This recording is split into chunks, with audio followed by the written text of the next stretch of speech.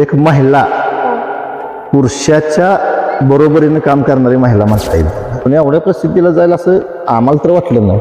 आता तर काय नवीन निघतोय, 4 भाषेत निघतोय.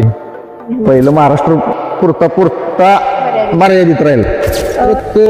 एक जण असा आला की तो राजकारणी माणूस बघितला असाल, काशीनाथ शेडजी. हा, तो एकदम राजकारणी माणूस. त्याने काय केलं, एक घर फोडलं आमचं हॉस्पिटलमध्ये. त्यावेळेला भाऊ मला तू मला भेटायला काल की त्यांनी येऊन ह्याचं मंदिर आहे, ह्याचं मंदिरात येऊन शपथ घेतली की बाबा मी ह्यातला एकशे ठेवणार नाही, तुझ्या शक्तीपूर्वक सांगतो. आणि ज्यावेळी ते शरण जात होते त्यावेळी सगळे गावकरी किंवा सगळेजण म्हणत होते की जाऊ नका शरण तुम्ही. हा बरोबर आहे, तेवढी माया होती त्यांच्यावर. आणि त्याच्यानंतर त्यांचं काहीच मागं न येणं किंवा काही झाले ते न कळणं, त्याच्याबद्दल काय चर्चा झाल्याची किंवा चालते अजून? यशवंतराव चव्हाण साहेबांनी फसवलं ते काय आहे, त्याच्यावरती कुणाची तक्रार झाली नाही त्या पिक्चरवरती. परत मग त्याचं नव्हतं होतं वाघ विष्णू बाळा पाटलांचा किंवा अण्णा बाळा पाटलांचा. त्यावेळेला जर तो राग नसता तर फक्त पाय तुटून सगळं थांबलं असतं. पोलीस प्रशासन सुद्धा आपणला भेट होतं. शरण गेल्यानंतर त्यांचं काय झालं, कसं आयुष्य झालं, पुन्हा त्यांचा संपर्क? शासनाकडे माझी एक मागणी आहे, आता विष्णू बाळा पाटील आहेत नाही, तुमच्याकडे रेकॉर्ड पण नाही, तुमच्याकडेच नाही, ठेवणाऱ्याकडेच नाही रेकॉर्ड, आणि मागताय तुम्ही काय आम्हाला? नमस्कार मित्रांनो, तर आज मी आहे तांबवे या गावामध्ये, तालुका कराड, जिल्हा सातारा. तांबवे या गावाचा एक वेगळा इतिहास आहे. या गावाला 2 गोष्टीसाठी ओळखलं जातं. पहिली गोष्ट म्हणजे तांबवे हे गाव स्वातंत्र्य सैनिकाची पंढरी म्हटलं जातं या गावाला. आणि दुसरी गोष्ट म्हणजे या गावामध्ये घडलेलं थरार नाट्य. त्याच्यावर एक चित्रपट पण आलेला आहे, तांबव्याचा विष्णू बाळा. खऱ्या अर्थानं हा चित्रपट पुन्हा एकदा मोठ्या पडद्यावर प्रदर्शित होणार आहे. तर याच अनुषंगानं आपण त्यांचे असणारे नातू सचिन पाटील यांच्याशी गप्पा करणार आहोत. आणि तेच त्याचा इतिहास किंवा ते थरार नाट्य चित्रपटामध्ये तर गोष्टी दाखवलेल्या असतातच, पण त्यांच्या तोंडून आपण तो इतिहास पुन्हा एकदा ऐकणार आहोत. चला. ही सोसायटी आहे ज्याची घटना घडली. तर तुम्ही बघू शकताय पाठीमागं तांबवे ग्रुप विकास सोसायटी लिमिटेड तांबवे, तर सैनिक अण्णा बाळा पाटील विद्यालय तांबवे. तर याच्यावरूनच लक्षात येते आपल्याला की अण्णा बाळा पाटील यांची राजकारणातली किंवा त्यांचं कशा पद्धतीची कारकीर्द असेल ते याच्यावरूनच आपल्याला लक्षात येते. तांबवे गावामध्ये त्यांच्या नावाचं एक विद्यालय सुद्धा आहे. तर तुम्ही बघू शकता या ठिकाणी हा फोटो आहे, त्याच्यामध्ये पहिला फोटो मध्ये बघू शकताय अण्णा बाळा पाटील आणि हे दुसरा फोटो आहे ते विष्णू बाळा पाटील. तर यांचीच आपण कारकीर्द जाणून घेणार आहोत व्हिडिओच्या माध्यमातून आहोत.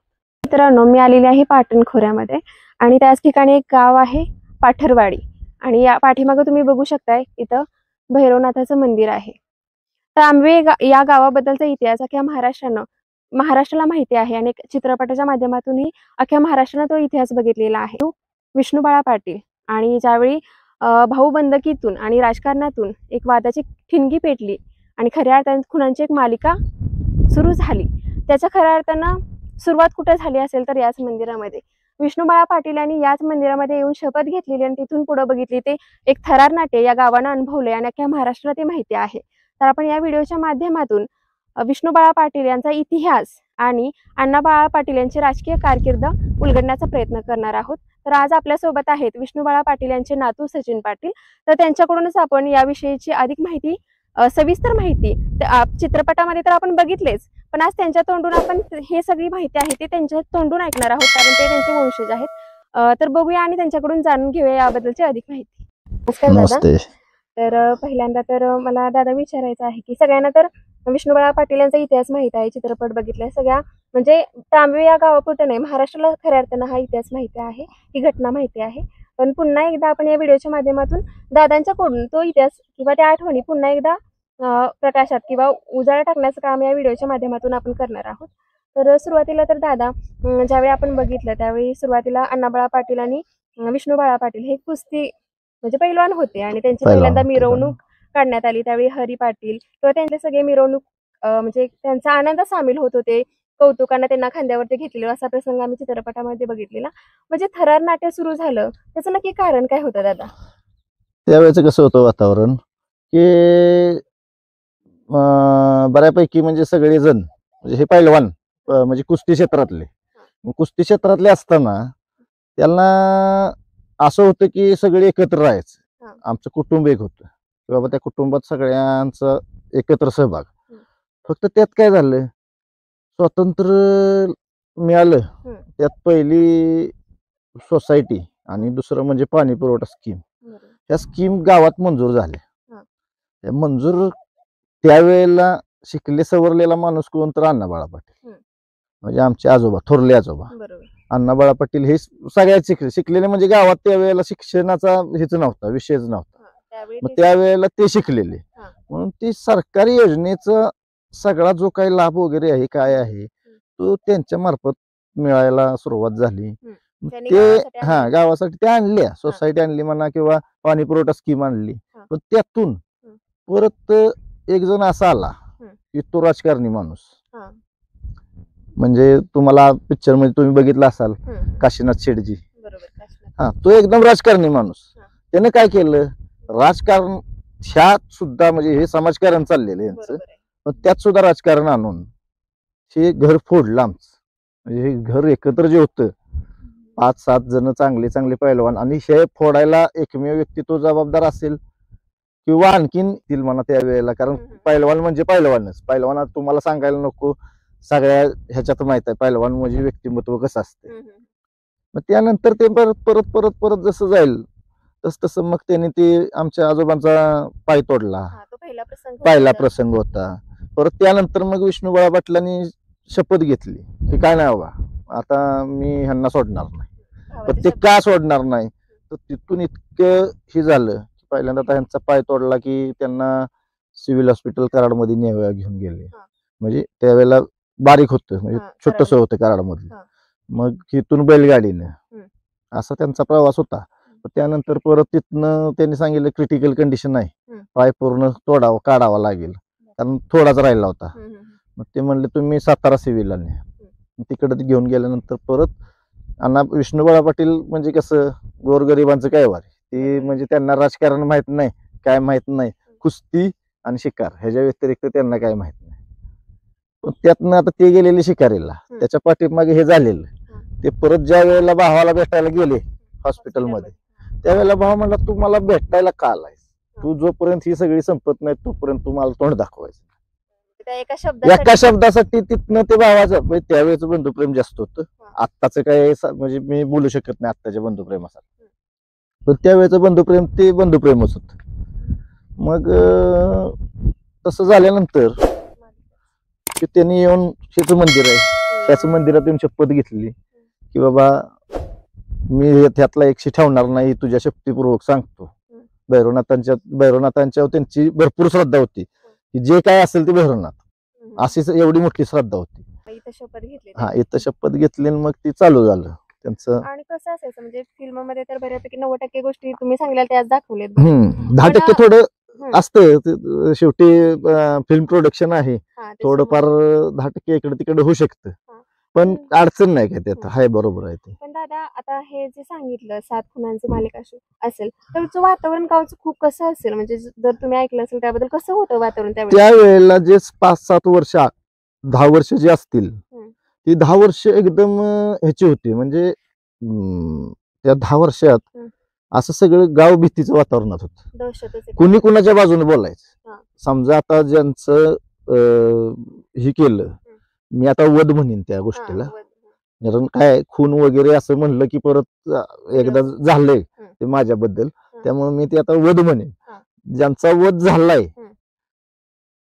ते त्यांच्या बाजूने बोलावं तरी भ्या, ह्यांच्या बाजूने बोलावं तरी भ्या, असं एवढ्या असे दबावाखाली सगळी जनता तांब्यातली होती. प्रेशराईज होतं गाव सगळं. 7-8 वर्षांनी गावाला पूर्ण छावणीची स्वरूप आलेलं, पूर्ण पोलीस डिपार्टमेंट असेल गावात, कायम पोलीस डिपार्टमेंट आहे. आणि ते किती म्हणजे असं सलग झालं का, असं काही अंतर ठेवून? नाही, थोडं अंतर ठेवून, म्हणजे बाबा आज शेजा झालाय तर परत 6 महिने 8 महिने 10 महिने गेलेत, कुणाला 1.5 वर्ष गेले, पण त्यांनी शेवटपर्यंत शेवट होत नाही तोपर्यंत त्यांनी ती म्हणजे शपथ इथं जी घेतलेली ती पूर्ण केली. त्या शपथीतला फक्त एक माणूस राहिला, ज्यानं काडी लावली तोच राहिला. तो पण राहिला, त्याचं कारण काय, त्या मंदिरात येऊन बसला पूजेला म्हणून वाचला, नाहीतर तो पण गेला असता. आणि दादा एवढं असताना तिथं 1000चं बक्षीस त्यावेळी म्हणजे काढलेलं होतं, म्हणजे किती हे, म्हणजे आणि एवढं असताना पण ते सापडले नाहीत सापडले म्हणजे नाही. त्यांना कसं आहे, त्यांचं मी तुम्हाला तर पहिल्यांदाच सांगितलं बघा, गरिबांचे काय वार, गरिबांचे काय वार, आणि त्यांना दोनच गोष्टींचा आनंद म्हणा आणि तो नादच, एक पैलवानकी आणि दुसरं शिकार. मग इकडं जनावर शेतकऱ्यांना ह्यांना गाववाल्यांना दमवतात, मग ते जे शिकार करायचे हे त्याच्यामुळे इतकं हा पाटण भाग आहे मोरगिरी पर्यंत पाक. पाटणच्या वरती 15-1 किलोमीटर मोरगिरी गाव आहे, तिथपर्यंत म्हणला तरी पाक, त्याच्या पण वरती आहे. काय काय तिकडनं पण माणसं भेटायला येतात मला. मग तिथपर्यंत असं त्या माणसांचं प्रेमच तेवढं होतं, तेव्हा ही व्यक्ती गावली नाही पाहिजे. आणि शेवटपर्यंत नाहीच सापडली कोणाला, काही विषय नाही. त्यांचे ते होऊन स्वतःहून हजर झाले. आणि त्यावेळी जो शब्द दिला गेलेला होता तो खऱ्या अर्थानं चित्रपटामध्ये दाखवले की त्यांना फाशी देण्यात आली, पण खरं तसं होतं का? खरं म्हणजे चित्रपटामध्ये तुम्ही म्हटलं की सगळ्याच गोष्टी म्हणजे 90% खऱ्या असतात, पण काही नाही, गोष्टी, थोडं हे मग ते करा. शेवट झाला, ते फाशी दिली, ते झालेलं का? नाही, आता काय झालं माहितीये का, त्याच्या संदर्भात पण तुम्हाला सांगतो. काय कालावधी, आता मी आमच्या एका कारणासाठी आम्हाला एक मृत्यूचा दाखला लागणार होता त्यांचा. म्हणजे काय झालेलं, त्यावेळेला ते सापडत नव्हते म्हणून शासनानं आमच्या पूर्ण जमिनीवर सरकार नाव लावलेलं. म्हणजे त्यांच्या ताब्यात गेलेली जमीन खात होतो, कसं होतो आम्हीच, पण नाव त्यांचं होतं, उतार्यावरती नाव त्यांचं होतं. मग त्याच्यासाठी आम्हाला मृत्यूचा दाखला पाहिजे होता, किंवा रेकॉर्डली आम्हाला काहीतरी प्रूफ पाहिजे होता की बाबा ही असं आहे असं आहे असं. त्याच्यात भरपूर आम्ही फिरलो, आमचे चुलते फिरले, मी फिरलोय, भरपूर फिरलोय. फक्त आता काय त्यातनं निष्कर्ष काय निघाला का काही नाही. 1984 पर्यंत रेकॉर्ड सापडले, तिथून पुढचं पण नाही आणि काहीच नाही. म्हणजे आहेत म्हणून पण नाही, नाहीत म्हणून पण नाही, मृत्यू झालाय म्हणून नाही, किंवा सोडून दिले म्हणून असं काहीच रेकॉर्ड नाही. दादा कशामुळे काय झालं असेल नक्की? कारण चित्रपटामध्ये पण आता तुम्ही सगळ्या गोष्टींचं ज्यावेळी चित्रपट बनवला गेला, सगळ्यांची बरोबर माहिती अशी घेतली जाणार, तिथे जेलमध्ये घेऊन पण चौकशी गेली असेल. नाही केली की, फक्त काय आहे विषय, मग आता ते सांगू शकत नाही ना. आता R.R. पाटील साहेब गृहमंत्री होते, रहस्यच राहिलं. आता ते रहस्य त्यांच्या बरोबर गेलं काय झालं ते त्यांनाच माहिती. फक्त काय विषय, R.R. पाटील साहेब गृहमंत्री होते त्यावेळेला, त्यांनी सुद्धा त्याच्या भरपूर प्रयत्न केले, दाखला देता येतोय का, काय करता येतं, पण ते काही सक्सेस झालं नाही तेवढ्या प्रमाणात. त्यावेळेला माहिती दिवंगत नेते R.R. त्यांनी भरपूर मदत केली आपल्यासाठी, म्हणजे ह्या कारणासाठी तरी. आणि ज्यावेळी ते शरण जात होते त्यावेळी सगळे गावकरी किंवा सगळेजण म्हणत होते की जाऊ नका शरण तुम्ही. हा बरोबर आहे की, तेवढी माया होती त्यांच्यावर. त्याच्यानंतर त्यांचं काहीच मागं न येणं किंवा काही झाले ते न कळणं, त्याच्याबद्दल काय चर्चा चालायची किंवा चालते अजूनही? म्हणजे आता सगळे नको म्हणत असताना ते शरण गेले, त्यांना काहीतरी वाटत होतं अजून आता आम्ही बघतो, आमची वडीलधारी माणसं म्हणा, म्हणजे आमच्या वडिलांच्या पेक्षा काही थोरली असतील, त्यावेळेला ते उपस्थित असतील, लहान असतील पण होते, मग ते सांगतात की यशवंतराव चव्हाण, मग ते अजून पण म्हणतात यशवंतराव चव्हाण साहेबांनी फसवलं. पण शेवटी राजकारणी ही राजकारणीच असतात, त्यांना दोष देण्याचा अर्थ नाही. ते शब्द कधी बदलतील, कधी काय होईल, किंवा आत्ताचं राजकारणाची जर परिस्थिती आपण बघितली, कोण कुणाचं आहे का? कोणीच कुणाचं नाही. कुणावर विश्वास ठेवायचा आत्ताच्या राजकारणाच्या परिस्थितीवर? म्हणजे ज्या बघू शकता मित्रांनो तुम्ही, ज्या विष्णुबाळा पाटलांनी आपल्या भावाच्या शब्दासाठी हे सगळं केलं, आणि दुसऱ्या बाजूला बघू शकताय की त्यांना शब्द देण्यात आलेला होता की तुम्हाला कमीत कमी शिक्षा मिळेल. तर दादांच्याकडून आपल्याला समजलं की त्यांच्याबद्दल कुठलंही रेकॉर्ड त्यांना मिळाले नाही. त्यांनी मृत्यूच्या दाखल्यासाठी ते गेलेले होते, एका कामासाठी लागत होतं, तर त्यांना कुठलंच रेकॉर्ड भेटले नाही. म्हणजे हे रहस्यच त्यांच्या बरोबर गेलं असं म्हणायला हरकत नाही. आणि दादा दुसरं विचारायचं होतं, ज्यांच्या शब्दासाठी त्यांनी हे सगळं झालं हे घटनाक्रम, तर अण्णाबाळा पाटील यांच्याविषयी सांगा तुम्ही थोडस. अण्णाबाळा पाटील म्हणजे एक राजकारणीच व्यक्तिमत्व. म्हणजे स्वातंत्र्यपूर्व काळात, म्हणजे 40-42च्या आसपास असेल, त्या काळात आमचे गाव म्हणजे स्वातंत्र्य सैनिकांची पंढरी. आमच्यात भरपूर स्वातंत्र्य सैनिक होऊन गेले. त्याला कारण काय असेल तर नदी, कोयना नदी. ज्याला कुणाला भूमिगत व्हायचा तो तांबव्याशिवाय पर्याय नाही त्याला. एकदा नदीच्या अलीकडे आले की विषय मिटला. तो ओपन फिरला तरी तो काय कुणाला सापडत नाही, फक्त ते नदीच्या अलीकडे आले. योगदान हे भारत देशाचा स्वातंत्र्य लढ्यात सुद्धा अग्रगण्य नाव असलेलं तांबवे गाव आहे. त्यामुळं असं काही नाही की बाबा विष्णुबाळा पाटील आणि अण्णाबाळा पाटील स्वतंत्र सैनिक होते. स्वातंत्र्य सैनिक तर होतेच, पण स्वातंत्र्यानंतर राजकारणामध्ये उतरले. कारण गावामध्ये कसं प्रथम शिकलेला माणूस कोण तर अण्णाबाळा पाटील बरोबर. असं ते कयास असल्यामुळं हा. समीकरणामुळे त्या योजना कुठली असेल काय असेल त्या हिशोबानं तो मार्ग त्यांनी पत्करला आणि चालू केलं काम. मग पुढची वाटचाल कशी तिथून होती? पुढची वाटचाल म्हणजे पहिले तांबवे गावची ग्रामपंचायत झाली. पहिले ग्रामपंचायतचे सरपंच अण्णाबाळा पाटील. हा, पहिल्यांदा पहिले सरपंच गावामधले पहिले सरपंच हा. अण्णाबाळा पाटील. तिथून त्यांनी 40 वर्ष ग्रामपंचायत म्हणजे जवळपास सरपंच पद त्यांच्याकडेच होतं. तर बघू शकता तुम्ही 40 वर्ष हो.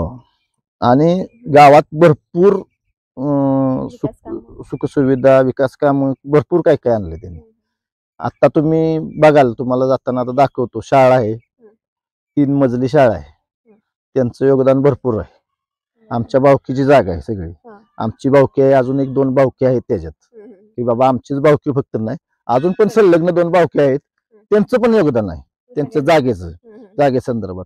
शाळा एवढी मोठी बांधली त्यावेळेला, म्हणजे आम्हाला माहित नाही, आमचा जन्म पण नव्हता त्यावेळेला त्यांनी 5 लाख रुपये स्वतःच खर्च करून शाळा बांधायला सुरुवात केली.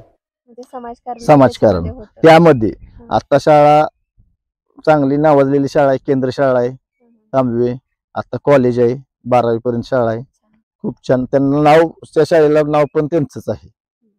आणि एवढं असताना पण म्हणजे ते सरपंच होते त्यावेळी, ज्यावेळी विष्णुबाळा पाटील म्हणजे त्यांना पकडलं गेलं, मग त्यावेळी अण्णाबाळा पाटील सरपंच होते का त्यावेळी त्या काळामध्ये? होतेच की, सरपंच होते. प्रयत्न केले असेल प्रयत्न केलेच की, पण राजकारण्याने एक शब्द दिला होता, यशवंतराव चव्हाणांनी शब्द दिला होता की कमीत कमी शिक्षा तुम्हाला होणार, तुम्ही हे करू नका. पाठपुरावा केला हा, त्यांनी केला असेल, पण त्यांना माहित, त्यांना आजपर्यंत आमचं काही धाडस आहे का प्रश्न विचारायचा. ती 1992 साली मयत झाली अण्णाबाळा पाटील.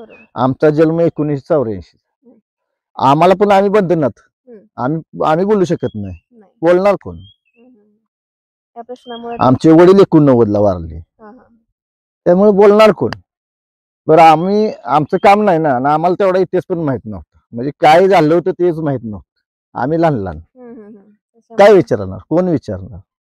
मित्रांनो, तुम्ही बघू शकता दादाजी माहिती सांगत आहे, त्याच्यामध्ये एक शब्द किती महत्वाचा असतो, एखाद्या शब्दाला जागणं किती महत्वाचं असतं.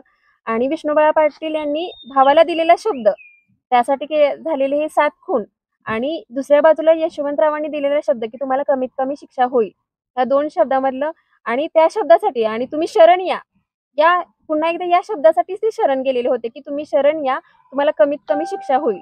म्हणजे तिथे एक आशा होती की मी नव्या आयुष्याला सुरुवात करू शकेन.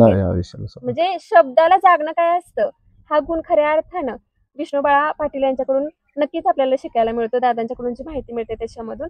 आणि खऱ्या अर्थानं हे ज्या गोष्टी घडत गेल्या त्याच्यामध्ये परिस्थितीला पण कारणीभूत झाली. म्हणजे सुरुवातीला दादाने सांगितलं की ते गरिबांचे कैवारी होते, ते गरिबांसाठी किंवा जे शिकार करत होते, जे वाघाची, पिसाळलेल्या जनावरांची, आणि असं असताना एक वेगळं वळण लागलं ते हे शब्दामुळे खऱ्या अर्थानं. दादा दुसरी एक दादा गोष्ट आहे की ज्यावेळी त्यांच्या जीवनावर पहिल्यांदा चित्रपट आला, मग ज्यावेळी चित्रपट आला तुमच्याकडून माहिती त्यावेळी घेतली असेल, त्याच्यामधून जसं चित्रपट कमी म्हणजे खर्चामध्ये झालेला होता तो, त्याच्यामधून खूप त्याच्यामध्ये नफा झाला असं सांगतात, त्याच्यामध्ये खूप हे झालं, तर तुम्हाला त्याच्यामधून काय बेनिफिट्स? म्हणजे नाही, ते तुम्ही चांगला प्रश्न विचारला. ह्याच्यात काय झालंय बघा, त्याच्यात तो एक 2001चा काळ असेल, त्यावेळेला आम्ही फक्त 10वी पास आउट होतो. त्याच्यानंतर आम्हाला हे बाह्य ज्ञान कमी, म्हणजे आत्ताची पोरं काय मोबाईलमुळं टोटल शार्प झाल्यात, कुठं काय होते सगळं समजतंय. पण त्यावेळेचा असा विषय होता की आम्हाला बाह्य ज्ञान कमी. मग तो 2001ला पिक्चर झाला, त्यावेळेला आमची आजी होती तारुबाई विष्णू पाटील, म्हणजे सगळ्या माहिती घेतली. परत अण्णाबाळांचे 2 मिसेस होते, अण्णाबाळांना 2 मिसेस बरं का, एक साकोर्डी गावच्या आणि एक वडागाव तुमच्या तिथलं. चित्रपटामध्ये ताराबाई त्यांचाच उल्लेख आहे. हा, ताराबाई आहेत ना, त्या विष्णुबाळा पाटलांच्या मिसेस, आणि अण्णाबाळा पाटलांना 2 मिसेस, एक सीताबाई अण्णा पाटील त्या साकोर्डी गावच्या, आणि भागीरथी अण्णा पाटील त्या वडागावच्या. तुम्ही जरी आता तुमच्या रोडलाच आहेत, तुम्हाला येईल लक्षात येत, त्या भागीरथी अण्णा पाटील वडगावच्या. तर त्या तिन्ही आज्या होत्या. आणि काय झाले, आमचं एक 89ला वडील वारले, 92ला अण्णाबाळा पाटील वारले. त्यानंतर आमचे चुलते एसटी ड्रायव्हर होते, इथं दक्षिण तांब्यात राहतात आता ते. मग ते चुलते आम्ही वेगवेगळे राहिलो, विभक्त राहिलो, काही कारणास्तव राहिलो. म्हणजे घरगुती प्रॉब्लेम असतील, काय असेल, जागेचा आता आम्हाला आता सुद्धा भरपूर प्रॉब्लेम आहे. गावात जागा लय कमी आहे. मग त्या जागेचा नाही, तिथं नाही. आता आपण गावातलं एक मुख्य पहिलं घर होतं ना, जुनं घर, तिथं एकदम जागा शॉर्ट, 10-12 फूट रुंदीचं घर, 4 खोल्या. मग त्यात ते सगळं कुटुंब बसणं शक्य नाही. मग ते आम्ही विभक्त राहिलो. विभक्त राहिल्यानंतर आज्या म्हणजे अण्णाबाळा पाटलांची थोरली मिसेस म्हणजे पहिली बायको आणि विष्णू बाळा पाटलांची बायको, ह्या दोन्ही आमच्याकडे सांभाळायला होते. मग ते आम्ही त्यांच्या अंगाखांद्यावर खेळूनच ते सगळं शिकलो. म्हणजे त्यांच्याकडे त्यांची सगळी माहिती आपल्याला, मी तर काय त्यावेळी नव्हतो. फक्त काय विषय त्यांच्याकडनं जी कळतंय तीच घ्यायचं आणि तेवढंच लक्षात ठेवलंय आपण. आपल्याला काय माहित आहे, मला माझ्या अंदाजे मी 5वी पर्यंत होतो तोपर्यंत मला माहित नव्हतं हे मंदिर. आताची अशी अवस्था आहे की पोरग 4 महिन्यात झाले की पाया घालाय आता याला येते ना गाडी घेऊन. त्यामुळे नाहीतर मला 5वी पर्यंत मंदिर कुठे आहे ती माहित नव्हतं. आणि पहिलं मंदिर दिसत पण नव्हतं, झाडं एवढी झाड जास्त होते.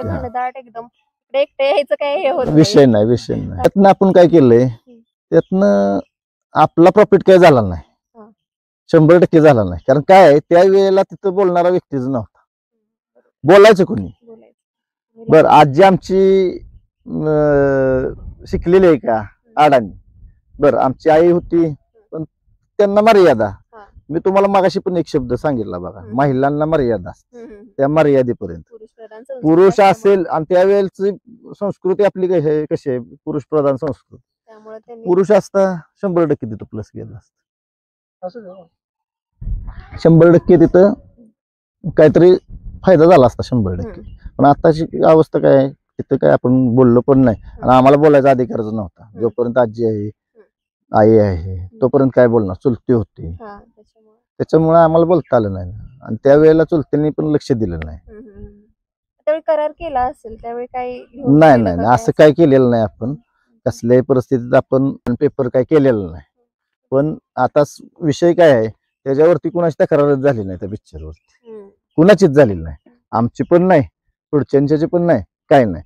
पण त्यावेळेला काय झालं, त्यावेळेला अशाच अडचणीत आम्हाला त्यांनी मदत केली की, पण एकदम तुटपुंज रक्कम आम्हाला, म्हणजे 55,000 रुपये त्यावेळेला दिले होते. त्या आता तो 26-27 लाखात सिनेमा तयार झाला होता. त्याच जवळपास 10 ते 12 कोटीच्या आसपास त्यांनी ही कमवलं होतं, म्हणजे प्रॉफिट होतं. 10 ते 12 कोटी आसपास असं त्यांनी कमवलं होतं त्या पिक्चर. चित्रपट एवढा हिट होईल असं तुम्हाला वाटलेलं का त्यावेळेस? नाही. आता तसाच काय असता तर ह्याच्यात एवढं वाटलंच नाही की एवढ्या प्रसिद्धी जाईल. कारण त्याच्या अगोदर पोवाडे झाल्यात, तमाशातला वग झालाय, परत त्यानंतर चित्रपट आलाय. पण एवढ्या प्रसिद्धीला जाईल असं आम्हाला तर वाटलं नाही. आता तर काय नवीन निघतोय, 4 भाषेत निघतोय. पहिलं महाराष्ट्र पुरता मर्यादित राहिला होता मराठी भाषेसाठी. आता इथून पुढे मराठी आहे, हिंदी आहे, तेलुगू आहे, कन्नड आहे, 4 भाषेत पूर्ण भारतभर पोहोचणार ते म्हणा. आणि दादा, जो पहिला चित्रपट होता आणि आताचा येणारा चित्रपट, याच्यामध्ये फरक काय असणार का? ती स्टोरी असणार, स्टोरी तीच असणार, कलाकार चेंजेस होऊ शकतात. त्यात पण आणखीन सयाजी शिंदे साहेब आहेत मेन भूमिकेत. फक्त आता बाकीच अजून त्याच्यावरती चर्चा चालू आहे. किती दिवसामध्ये, म्हणजे आता तर त्याचं चित्रपटाचं लेखनाचं समजते आणि पहिलं एक पोस्टर आपण केलेलं आहे. आता किती कालावधी जाऊ शकतो म्हणजे प्रदर्शित? असं सांगू शकत नाही. असं सांग, आता अजून पेपर वर्क झालेला नाही. पेपर वर्क व्हायला 2-4 महिने जाते आणि तिथून पुढे मग अपेक्षित वेळ किती आता लागतोय. कारण काय आहे, त्याच्यात त्यांनी 2-2, 3-3 पिक्चर ऍड केलेत, म्हणजे एका वेळेला शूटिंग चालू आहे.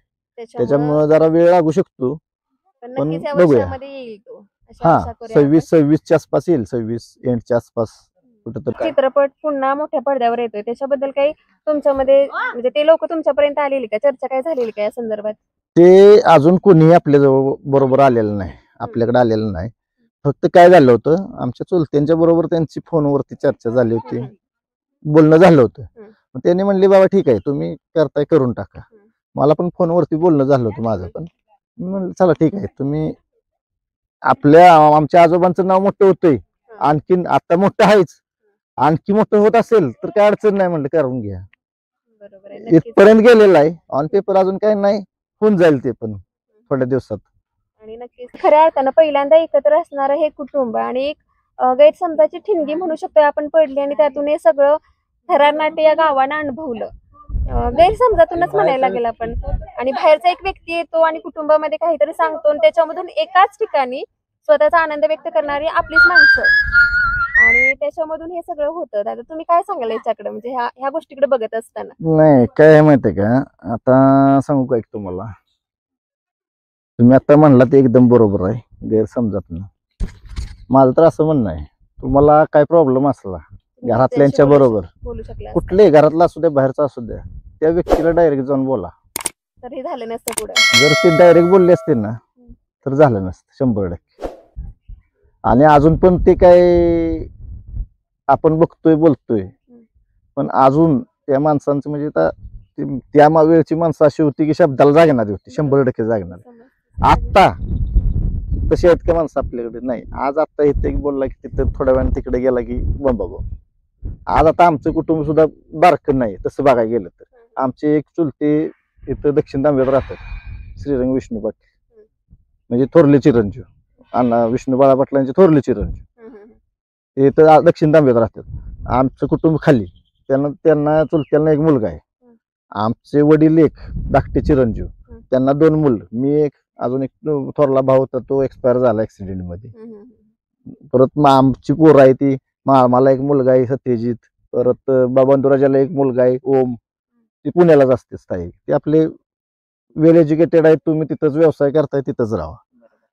आणि आमचं इतकं म्हणजे बोलणं चालणं इतकं असतंय, आता आमच्या चुलत्या पुतण्यांचं म्हणा, इतकं बोलणं असते की एक मित्राप्रमाणे बोलणं असतं. तू चुकलास तर तुला मी सल्ला देतो, हे बरोबर नाही, असं चुकायचं नाही.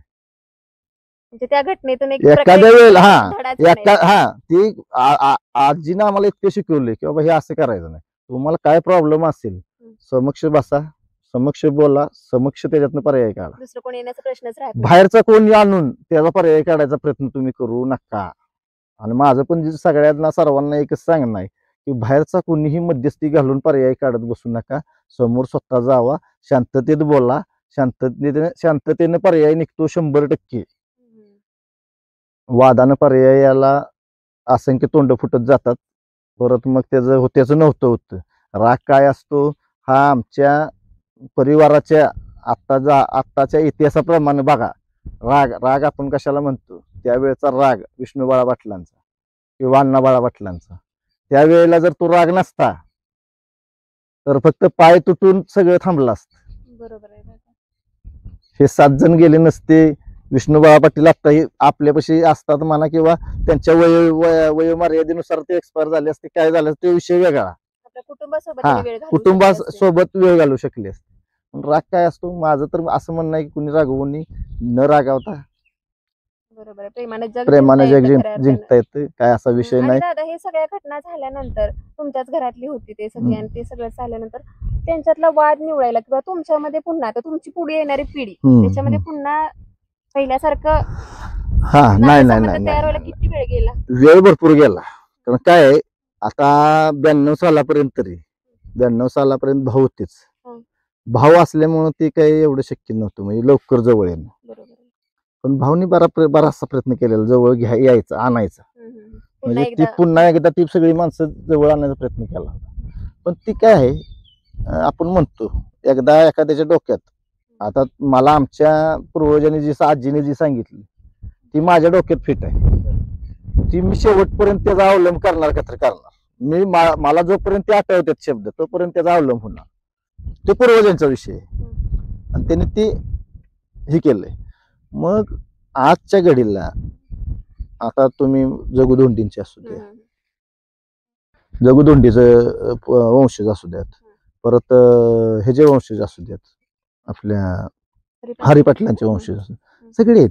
आता जगुदोंडींचे वंशज तर रोज सकाळी आमचं बोलणं असते, शेजारी रान आहेत, शेजारी बांधाला बांध, एक पाऊल इकडे टाकलं की त्यांचं रान, एक पाऊल इकडे टाकलं की आमचं रान, पण तो असं आहे.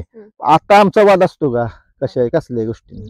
आता आमची रानं एका वेळेला समजा निघतात, पीक ऊस निघाला रोटर संगट मारतो आम्ही, संगट सगळी कामं असतात. आता सुद्धा लागणी आम्ही केल्या ऊसाच्या, बदलत गेलो.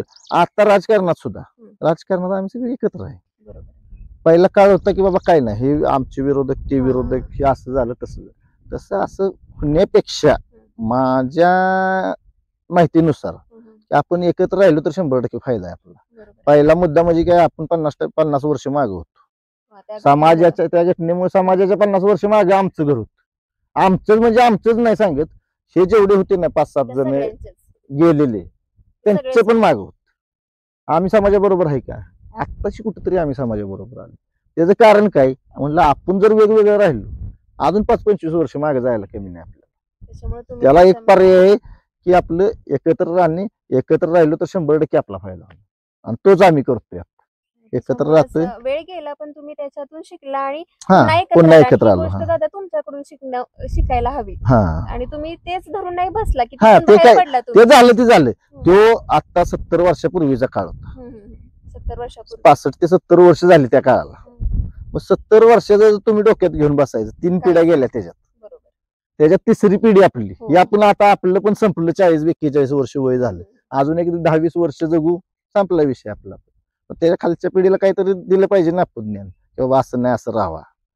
ते शिकत असत, लहान मुलं आपल्याकडून बघून शिकतात. आणि तुम्ही खऱ्या अर्थानं ते खूप चांगली गोष्ट केली की ते वैरभाव न ठेवता आता एकत्र सगळ्यांना एकत्र केलं आणि खूप चांगल्या पद्धतीनं राजकारण पण करताय, समाजकारण पण करताय.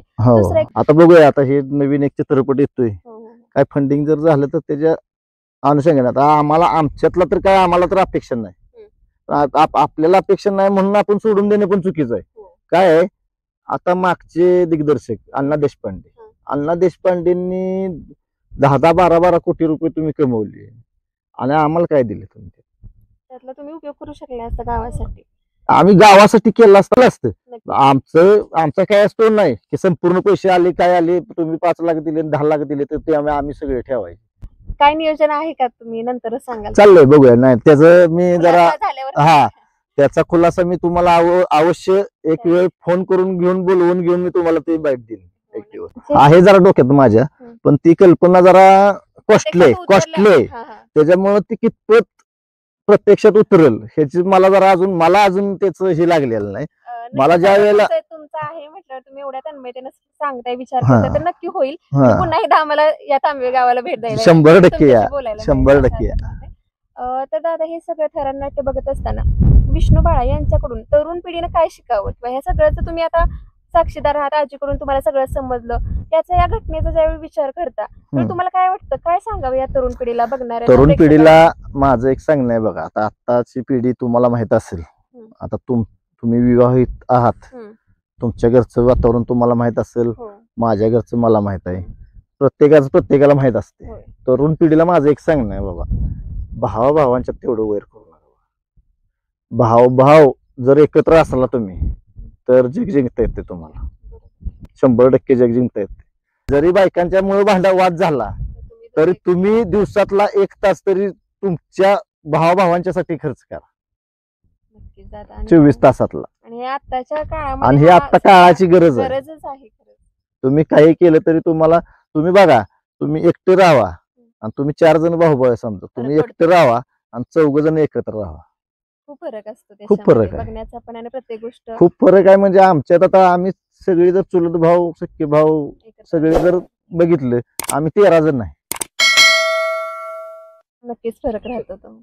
आमच्या नादाला कोण लागणार नाही ना. आम्ही एकत्र असलो 13च्या 13 जण, आम्हाला कोण बोलणार आहे का? ते म्हणणार बाबा हे 13 जण आल्यावर परत हे कुठं निसत. तर दादा अण्णाबाळा पाटलांचा पाय तोडला त्यावेळी ते साहजिकच घरात बसून असणार. विष्णूबाळा पाटील यांचं त्यांनी ठरवलेल्या शब्दासाठी त्यांचं बाहेर फिरणं असेल. त्यावेळी कुटुंबामध्ये कोण आधार देणार होतं? कसं त्यांनी मॅनेज केलं असेल किंवा बाहेर पडता येत नसेल या सगळ्या गोष्टी वाचून कसा संघर्ष होता खऱ्या अर्थाने? ह्या आता आमचे चुलते म्हणा, आमचे वडील म्हणा, त्यावेळेला लहान. हम्म.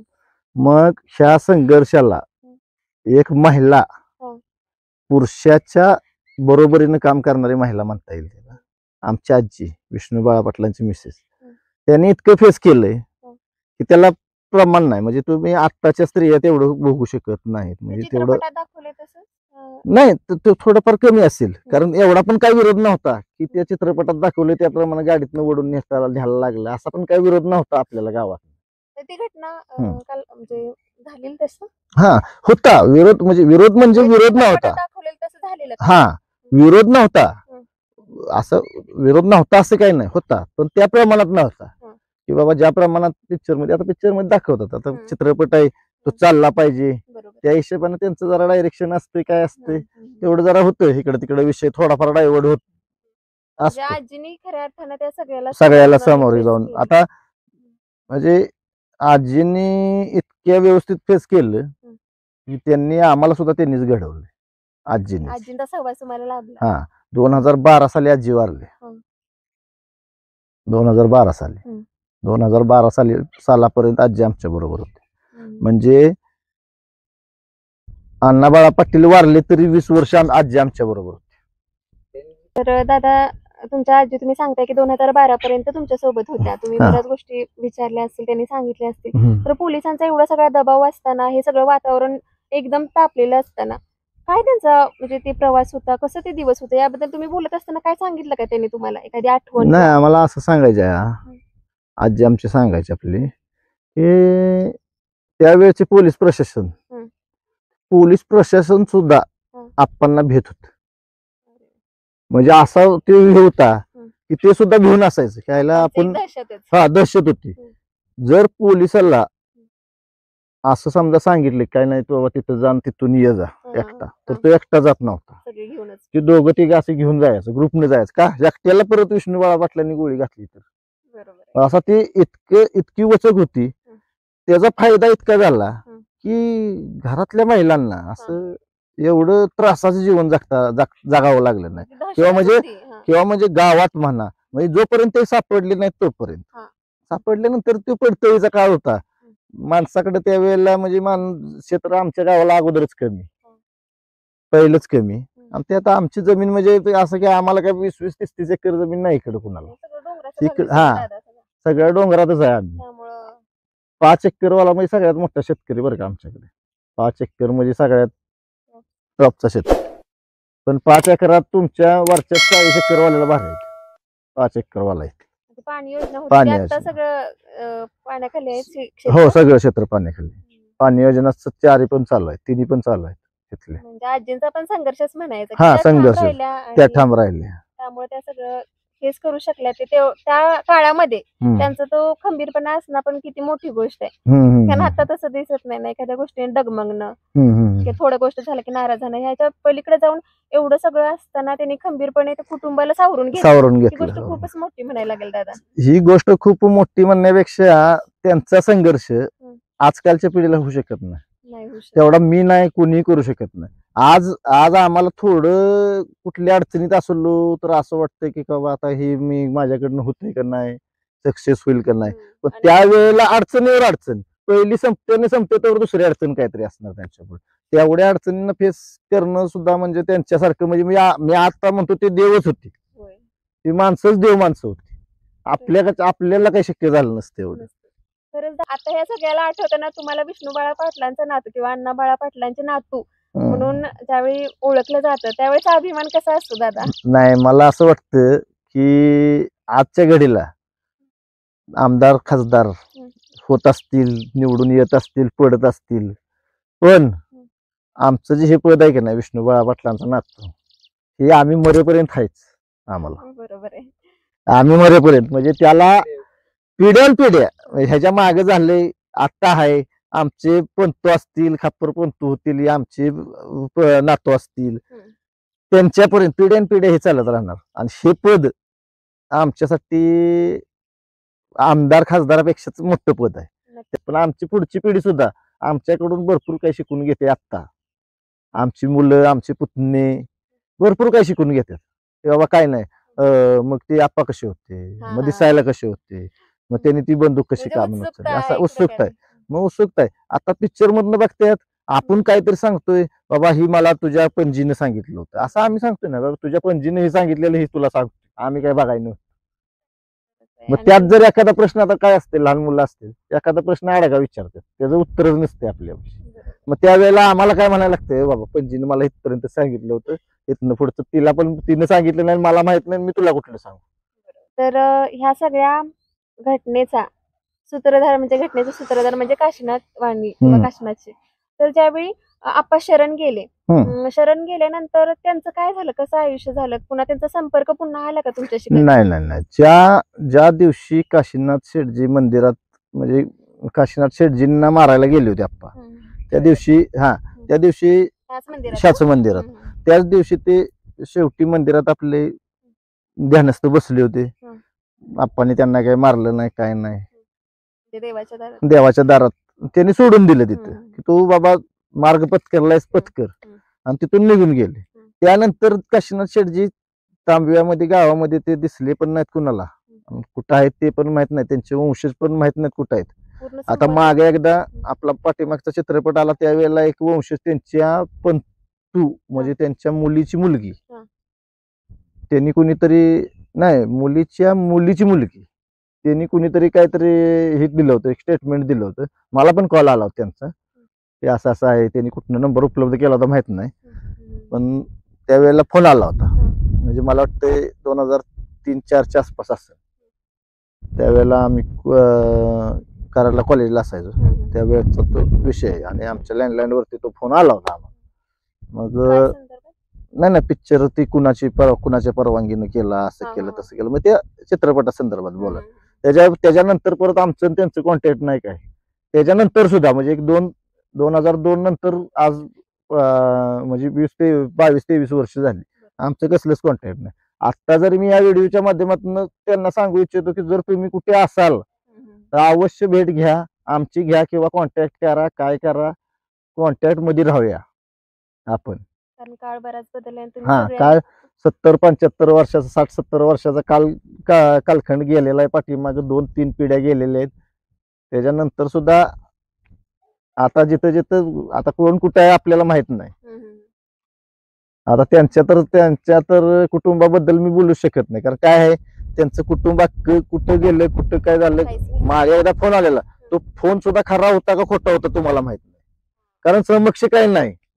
मी काय बोलणार, मला काय कळणार की बाबा हेच असतील त्याच असतील, मला समजू शकत नाही. बरोबर आहे.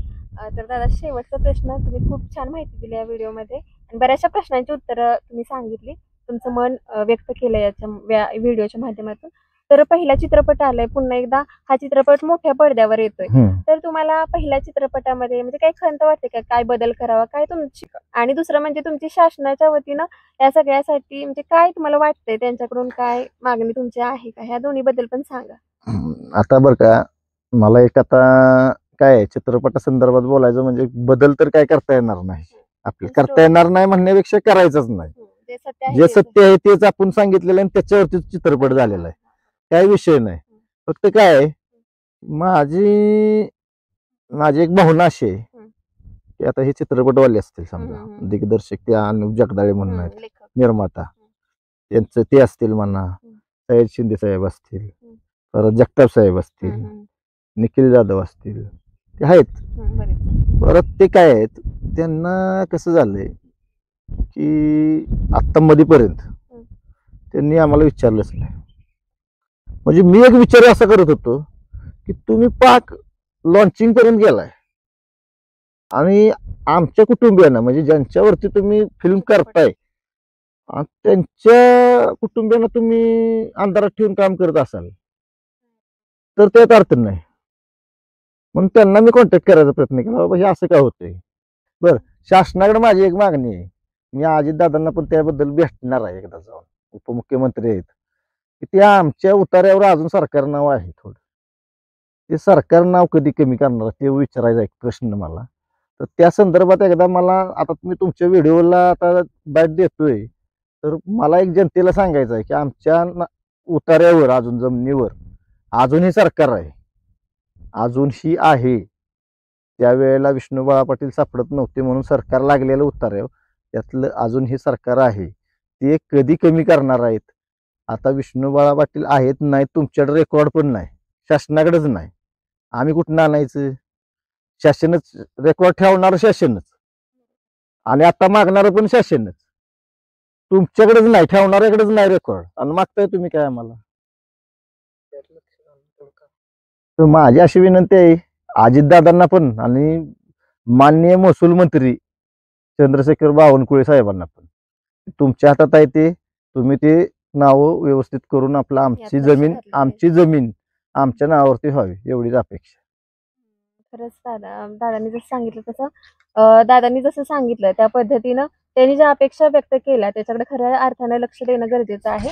आणि त्यांनी जे वास्तव सांगितलं, चित्रपट सांगितलं, तरी त्यांनी आत्ताची काय गरज आहे किंवा आता त्यांना कोणकोणत्या अडचणींना फेस करावं लागते ते पण या व्हिडिओच्या माध्यमातून सांगितलं.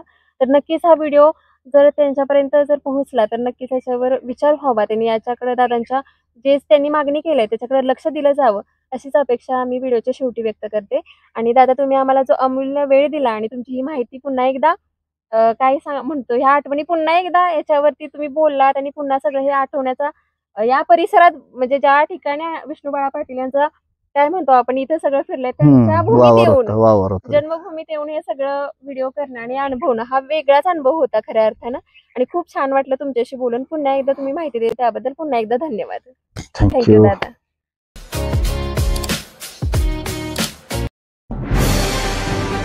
आजच आपल्या लक्षवेध न्यूज नेटवर्क या चॅनलला सबस्क्राईब करा, व्हिडिओला लाईक करा.